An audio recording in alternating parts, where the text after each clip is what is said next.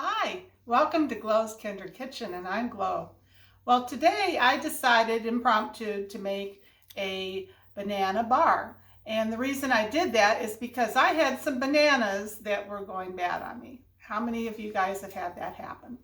I bet you there's quite a few of us. But anyway, I'll show you what mine look like. Pretty bad. Very bad. So when we have bananas like this, there's many things you can do with them. You can make cookies with them. You could put them in pancakes. You could make a cake with it. But today I decided to do banana bars. So what I did before you guys came, I went ahead and I put in 1 cup of granulated sugar in here. And then to that, I'm going to be adding the bananas. And there's 3 bananas here. It calls for 1 cup. And I went ahead and mashed them up, so we're going to go ahead and add this to it. And these are really easy to put together. And they don't last long because everybody likes them. And then the next thing we're going to be adding to this is oil. Now you can use, I use canola oil. If I'm going to use oil, I always use something that's a neutral flavor, but sometimes I will actually use applesauce, unsweetened applesauce. So you can do that in place of this. So I'm going to go ahead and pour that in. It's 1/3 cup.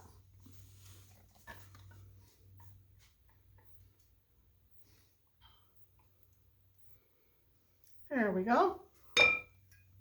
And then the next thing we're going to add are 2 eggs. And to tell you how quickly I decided to do this and to do a video is I always keep my eggs in the refrigerator. And so they were cold. And when you bake, you usually want to have your eggs at room temperature. So what I did is I just put them in a bowl of hot water, like, lukewarm water, not boiling water. And they'll come to room temperature very quickly.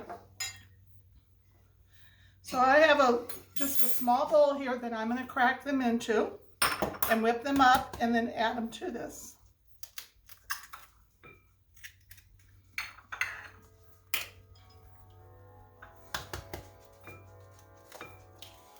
And the reason I do this in the little bowl instead of in here is I'm always concerned about getting eggshells in my food, so this is the way I do it. And I never crack on the edge of my bowl either, for that same reason. There we go.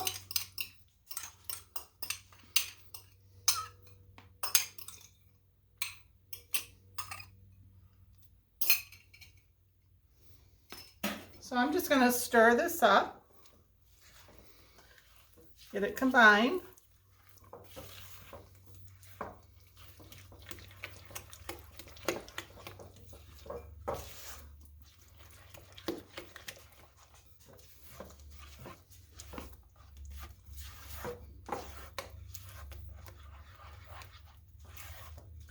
And then what I'm going to do is I'm going to add some flavorings to this.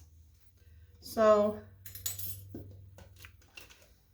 I'm going to add banana flavoring. Let's see, which one do I want to use? I'll use this one. 1/2 teaspoon of the banana.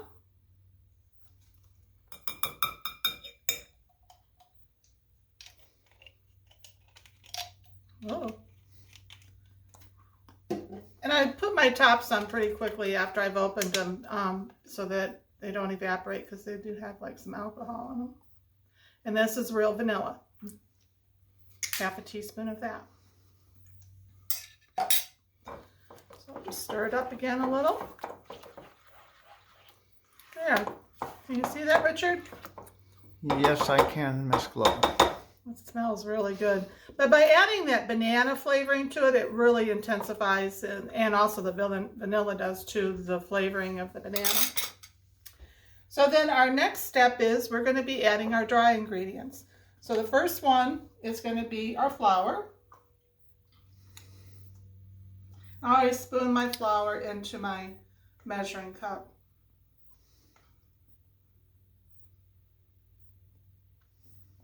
And I tap the side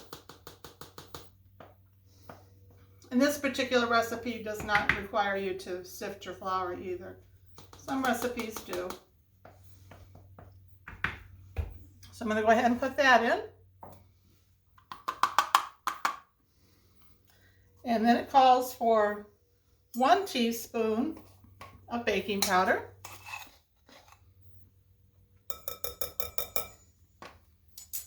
And then, since I used that half teaspoon for the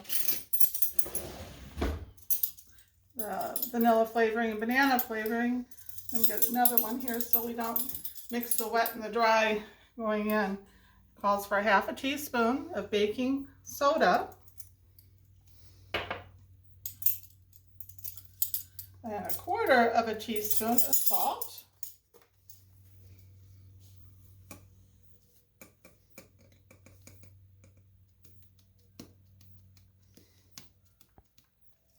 There we go.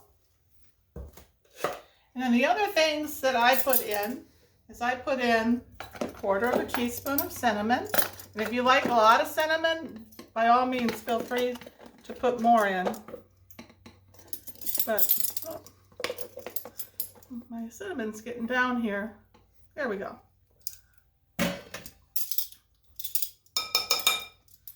And 1/4 teaspoon of cardamom. That's what it looks like. And it smells so good.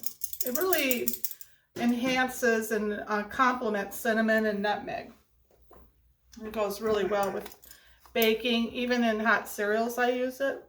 And then 1/4 teaspoon of ground nutmeg.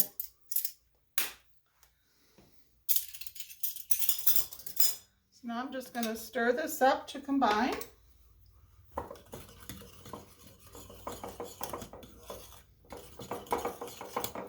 You can tell how quickly this goes together. Very quickly, Miss Glow.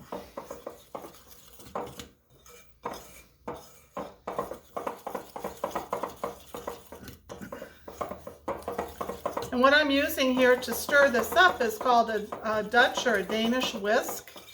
And I have found that this just really helps to get things mixed well together.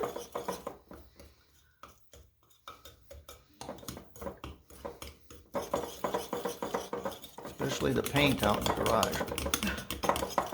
Well, if you're going to use it for paint, you're going to have to get yourself your own. That probably would work for it.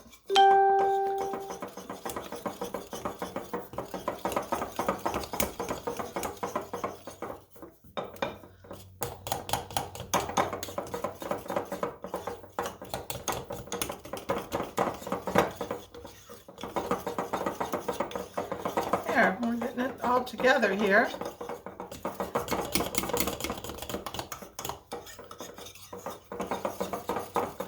It takes about a minute or two to combine this. So I'll be back with you in about a minute and I'll show you as it's going in the pan. Well, I'm almost done stirring here, and as you can tell, it's very well combined. So the next thing we're going to do is we're going to pour it into a greased pan.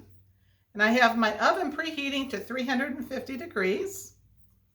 And this requires you to bake it for 25 to 30 minutes, depending on your oven. So I'm going to go ahead and pour it in.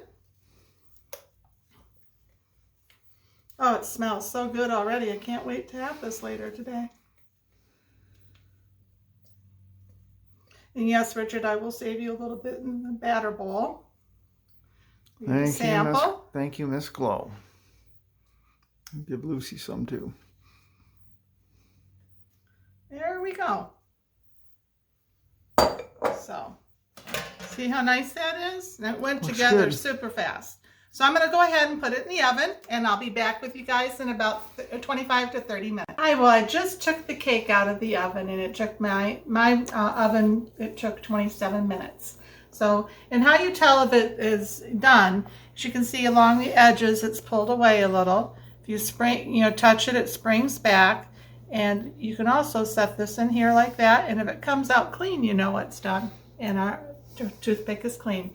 So now the next step I'm going to be doing is making a frosting to go on top, and I'll show you how to do that in just a little bit.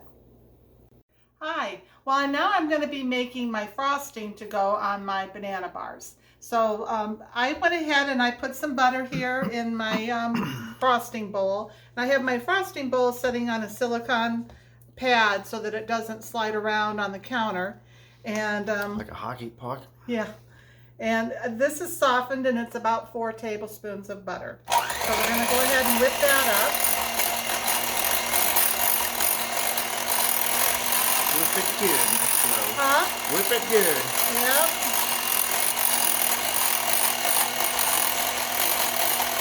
Yeah, that's good. Now what we're going to do is we're going to slowly add powdered sugar. This is a 1/2 cup measuring cup. And I'm just going to gradually add it to this and try not to make much of a mess. So just do a little at a time. It'll probably take about 2 cups of this though.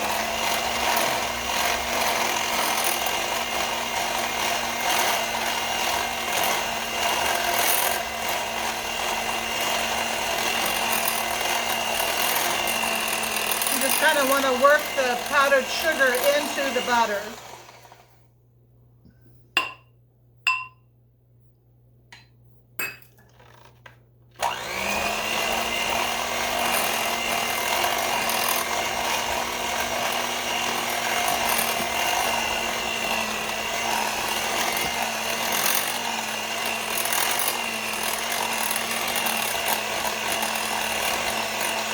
And I just have the beaters on low at this point. So we're going to get another 1/2 cup here. And put about 1/4 cup again in to start.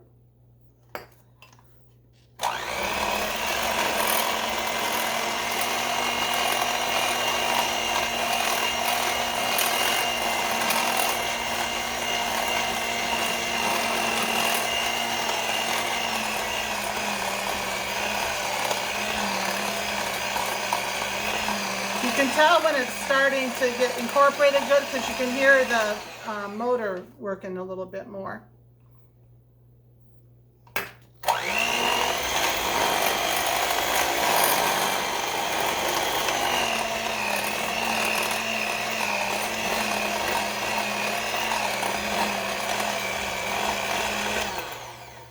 Put this other part of it in.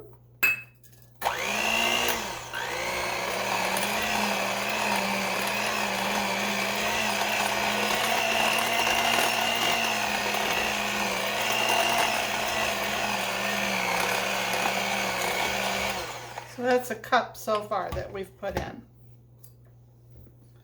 So do another 1/2 cup.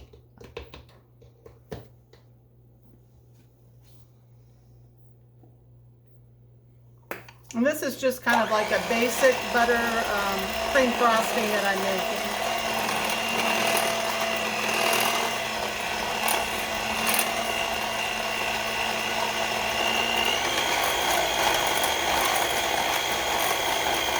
Okay, I'm going to stop it so you guys can see now. It's a little bit clumpy because of the powdered sugar. There's quite a bit in there. So now what we're going to do is add our milk very slowly. This is whole milk. That's probably about a teaspoon I put in there to start with.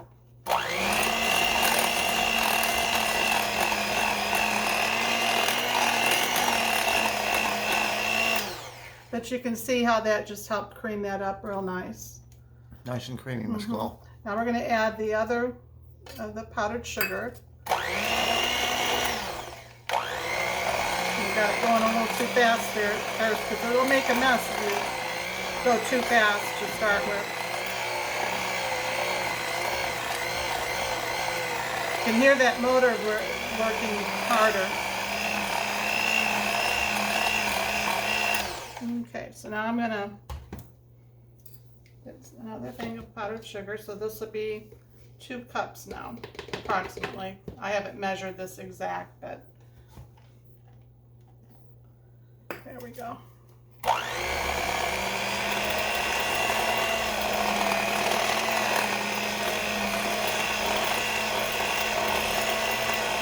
You see how it's kind of gotten clumpy again? So That's an indicator to me that I need to add a little bit more of my whole milk. It's about another teaspoon.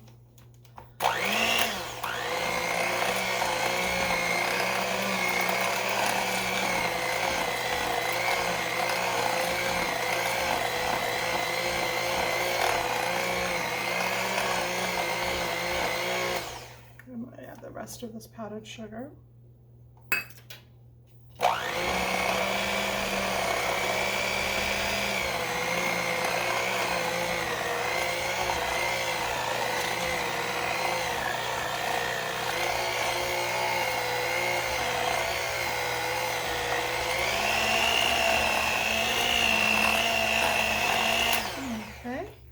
I add a little bit more of the milk, about another teaspoon.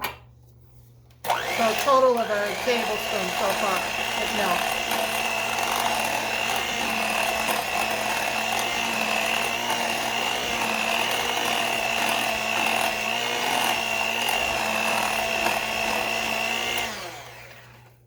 Okay, I think I'm going to add about another half of a cup of powdered sugar. By doing that, you're making a little bit more of the frosting, which will be fine. We're going to be frosting the banana bars, and that's a 9 by 13 pan.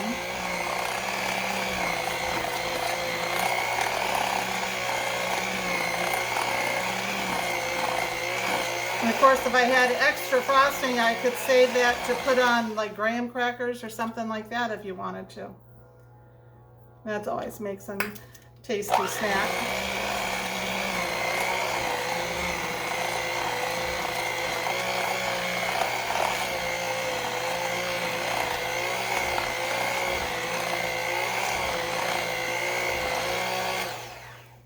We'll add the rest of that.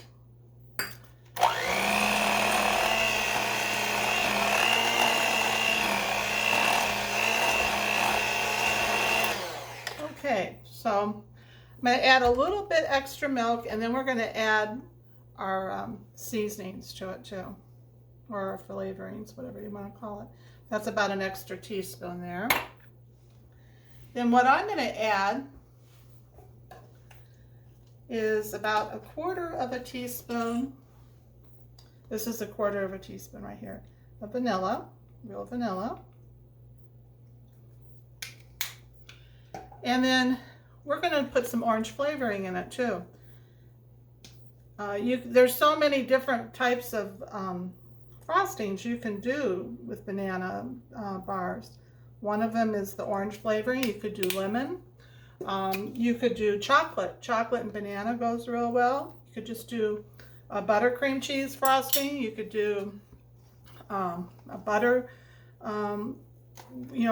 frosting like we're doing now. You could put sour cream in it. You could put strawberries in it. Peanut butter. Many different options. And I'm going to put it up high to just really whip up. Oh, and one other ingredient is just a little bit of salt. Not much. Well, actually, I think that's too much. Just like a pinch is what you need. Get rid of the rest.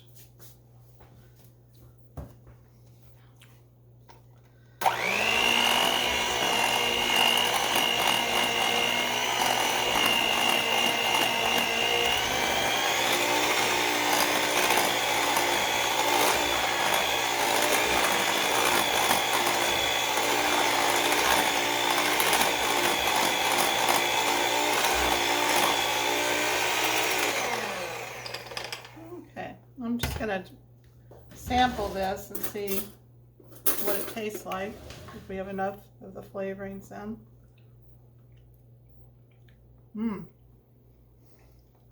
Very good. So now we're going to frost the cake. It'll be just a moment and I'll bring the cake over. Okay, so now we're going to frost our cake. The cake is completely cool.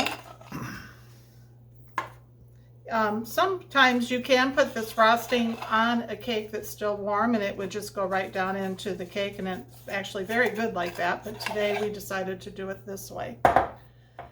One of the reasons I decided, or I should say Richard decided, on the orange flavoring for the frosting, which goes really well with banana. So for dinner tonight, I decided to do an Asian coleslaw that's going to have mandarin oranges in it. So I like to pair things together for meals and carry the flavors through. So we'll be doing the orange in that, and then we're making baked haddock, and that will have citrus in it as well, orange and lemon. So we're going to be pairing it up all the way through. So that was a good choice for the flavoring. Thanks, Miss Chloe. That's the fun thing about cooking for yourselves, is you are the cook and you can do whatever you want in your kitchen. Be a lot, different than eating out, and they're the ones that are the decision makers on what goes in. Now that you are taking what they give you. Yep.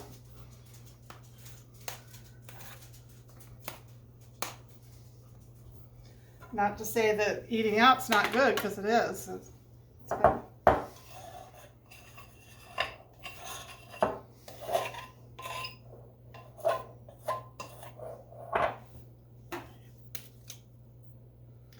This offset spatula I got as a Christmas gift from my favorite youngest son, Maxime.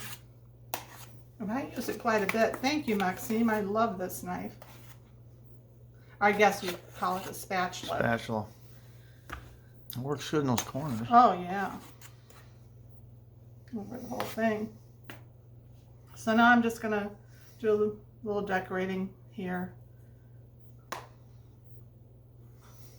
And then when we serve it, I'm going to put some orange zest on top and a banana slice on each piece of cake that we cut.